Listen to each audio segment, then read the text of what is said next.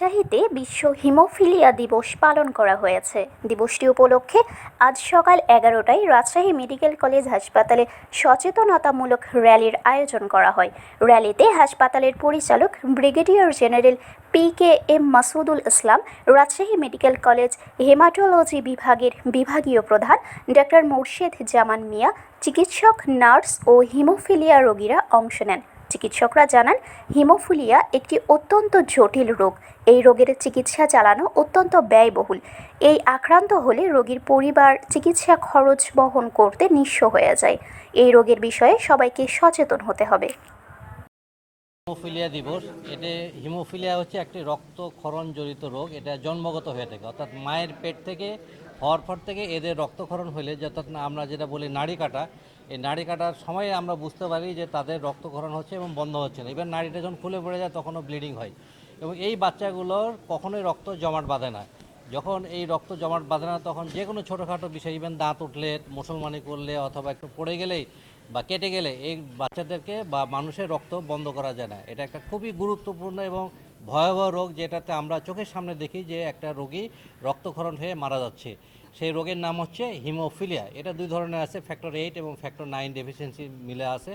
তো এই রোগীগুলো সংখ্যা খুব কম হলেও এদের যেহেতু গুরুত্বপূর্ণ, যেহেতু রক্ত বন্ধ করা যায় না, এদের জীবন যে কোনো মুহূর্তের জন্য এন্ডেঞ্জার থাকে। ছোটোকাল থেকে তারা একটা বিভীষিকাময় জীবন নিয়ে বসবাস করে। আমরা রাজশাহী মেডিকেল কলেজ হাসপাতালে আমাদের HTC হিমোফিলিয়া ট্রিটমেন্ট সেন্টার আছে এবং এই সেন্টারের মাধ্যমে আমাদের এখানে 424 জন রোগী আছে। এই রোগীগুলো আমরা ওয়ার্ল্ড ফেডারেশন অফ হিমোফিলিয়ার মাধ্যমে তারা রেজিস্টার্ড, কিন্তু এখান থেকে আমরা হাসপাতাল থেকে আমাদের এই রোগীদের জন্য লাইফ টাইম তাদেরকে কিন্তু সবসময় ফ্যাক্টর 8 ইঞ্জেকশন দিয়ে তাদের ফ্যাক্টরকে বাড়িয়ে রাখতে হয়, নইলেই রক্তক্ষরণ শুরু হবে।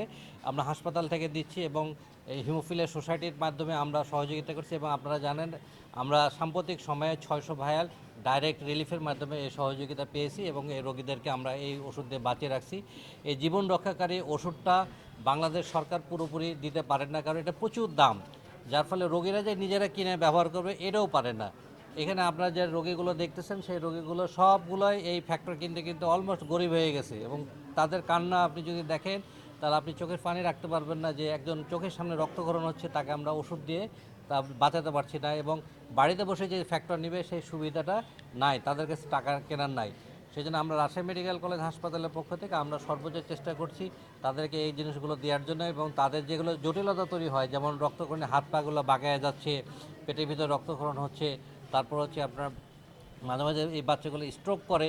তো এই জিনিসগুলো ম্যানেজ করা আমাদের জন্য খুবই কঠিন। যদি সামান্য একটা অপারেশন লাগে তাহলে আমরা কোনো অপারেশন তাদেরকে ভয়ে হাত দেয় না কোনো ডাক্তার, যেহেতু ফ্যাক্টরের জন্য। আজকের দিবসে প্রতিবদ্ধ কি ছোট্ট করে বলবেন যে আপনাদের মেসেজটা কি? আমাদের মেসেজটা হচ্ছে যে এই রোগটা সম্পর্কে সচেতন হওয়া এবং এই রোগীগুলোকে সহযোগিতা, অর্থাৎ এই যে ফ্যাক্টর 8 ইঞ্জেকশন লাগে এই ইঞ্জেকশনগুলোকে অ্যাভেলেবল করা।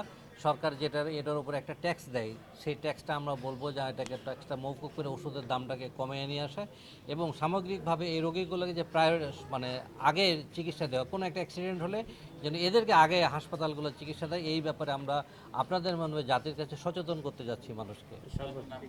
আমি ডাক্তার মোর্শেদ জামান মিয়া, হেমাটোলজি বিভাগের বিভাগীয় প্রধান। শারমিন শিমু, বরেন্দ্র টেলিভিশন।